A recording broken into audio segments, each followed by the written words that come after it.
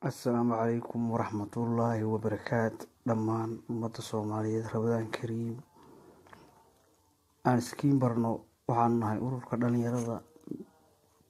أورك دلنيرة كعدون كمين ما شنت الصومالية. دلنيرة أو يستعتي إن أي نقطة دلنيرة كشقين سا أما مبادئ آمسن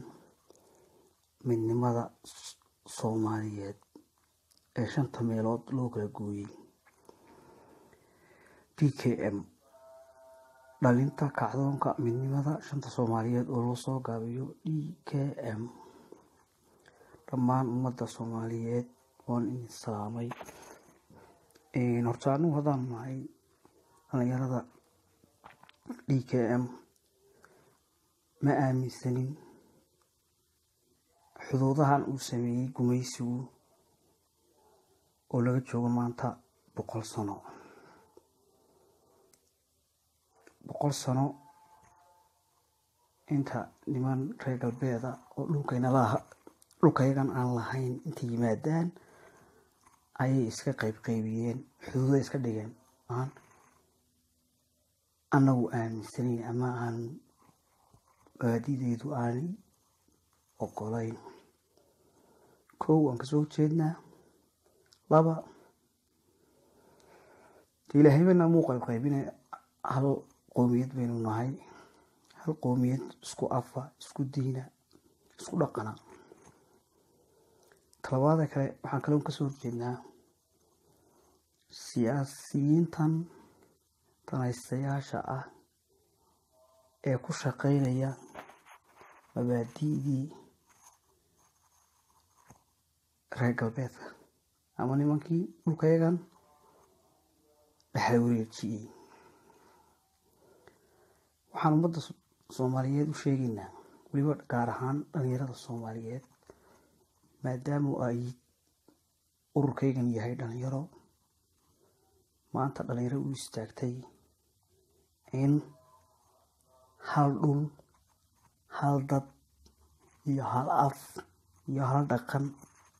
ay yihiin Soomaalidu arin iyagu ay goosteen inay kala go'aana aanay ahayn taas darteed anagu waxaan ugu baaqaynaa in ay u furan yahay ururkan qof kasta oo dhalinyaro Soomaaliya meeshu doonaha u dhasho in uu u furan yahay مبادئ يدنا أي تاي TSYL أو كله إن Soomaaliya dhulka inaga leh inagu meel qaybin xuduudahan anagu ma aqoonsanin siyaasi danaysta ma aaminsanin marka ummadda Soomaaliyeed dhammaanteed waxaan u sheegaynaa ama ugu baaqaynaa in ay ka qayb qaataan midnimada dalkooda iyo dadkooda iyo diintooda tagale maadaama maanta 100 jirsatay hal qarni oo 100 sano ah tala ajaanib soo gooyay iyo gumayste anaguna aanu aaminsanayn maanta waxaan halkan ugu cadeynaa dhammaan ummadda Soomaaliyeed in la yiraahdo dhalinyarada kacdoonka midnimada shanta Soomaaliyeed oo loo soo gaabiyo DKM maanta cidna kuma habranayno ama ummadda fariisan doono dhulka Soomaaliyeed xoogii baan nahay dadkii dalkan lahaa baan nahay ma yeelino mana qaadanayno taab qolka sana la qorsheeyay ila nagu kala qaybiyeen ahaatee tu kalo imika ka dambeysana uma dul qaadanay mana yeelin mid labaad doonayna caawa halkan kaga hadlo waxa weeyaan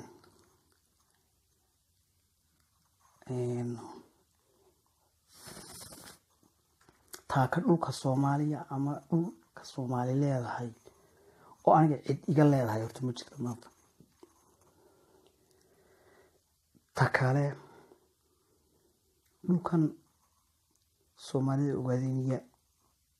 ee Ethiopia gumaysato ee iminka maalmaha u dambeeyay ay cadeysay in shidaalkii ugu badnaa ay ka heshay dhulka deegaanka Soomaalida Ogadenia horta Ethiopia u sheegaya Ethiopia waxay iska qorshaysatay oy hadda ka horna u suurta gashay kuna taagan tahay weligeedba already Ethiopia isbedeshay nidaam cusub baa yimid Ethiopia waa Ethiopia waa cadow nala jaara cadow u geeni haysta Ethiopia dastuur iyo waxay halkan ku walwalaaqatay 1990 laga soo bilaabo tala Soomaaliyeed ama Soomaali inay Ethiopia tahay oo dastuurka ku qoran ama EBRDF ta la sheegay ay ku jirtaa ma jirto lagama yaabo hantida dhulkeena ku jirta ama khayraadkeena dabiiciga in ay maanta inaga talagayso waayo Ethiopia waa cadow la ka soo bilaabma Axmed Guray iyo Koorba culaadina soo taxnayda lagama yaabo khayraadka in Soomaali loo ogoliyay totally run la isu sheegaa fiican Soomaali khayraadka ku jira dhulka Soomaalida ah cid ay u ogoshay Ethiopia ma jirto Ethiopia fakhriya maanta iyadoo shalay fakhriyaynu ognahay dhibka iyo kala qaybsanaanta Soomaalida darteed inay dhulkeena u haysto balse Ethiopia oo shidaalkaaga intay qaadato haddana mar labaad awood iyadoo haysa Soomaali ta degan deegaankan iyo magaca Soomaaliba dhibka ka soo gaara wuxuu noqon doonaa anagu markaanu qiimeynay dhibkii adduunka ugu weynaa ee Soomaali soo gaara ilaa xilligii la qaybiyayna ka dhaho marka anagu waanu ma yeelino qof kastoo Soomaaliya maanta waa inuu istaagaa hadba meesha dhibku ka taagan yahay dhibaatadu maanta waxay ka taagan tahay hantidii dadka Soomaaliyeed ee Ilaahay ugu manaystay ee dhulkooda ku jiray in hortooda la mariyo ilaa 5% boqolkiiba 5 baan uga ogolnay waliba shaqaalaha u badan ee ka shaqeeyana Soomaali baan ku jirin in Soomaali hurdada ay ka kacdo dhammaan dhalinyarada Soomaaliyeed hantidan waa hantay wada leeyihiin warma Ilaahay baa yiri oo aayad baa ku soo degtay dhulkeena inay soo u kala qaybsanaano mid inagu aynu goosanay oo go'aan inagu aynu lahayn inay soo qaybinana maaha tu Ilaahay yirina maaha tu bini aadan ina la mida oo waliba inaga Ilaahay dad islaamu Ilaahay garanay iyo mid aan Ilaahay ba aqoonin wuxuu qorsheeyay lagama yaabo inaanu qaadano waxaan ugu baaqayaa maanta dadka Soomaaliyeed waxay aaminsan yihiin in dhulkan dad badan oo imka dhalinyaradan lafteeda ah inta aan baraarugsanay waxay aaminsan tahay in dhulkan Ethiopia leedahay laakiin ma laha wax xoog ay ku haysato mooyaane lahaansha ay leedahay oo haba yaraatay ma jirto dhulkan nagaale Soomaali meel kastoo ku nooshahay markay fariintaydan soo gaadho maskaxdaada ha shaqayso aan waliba dhalinyaradan la hadlayaa dhalinyaro maanta dadka aayahooda iyo arrinkooda iyo dantooda ka tashanaya inaynu noqono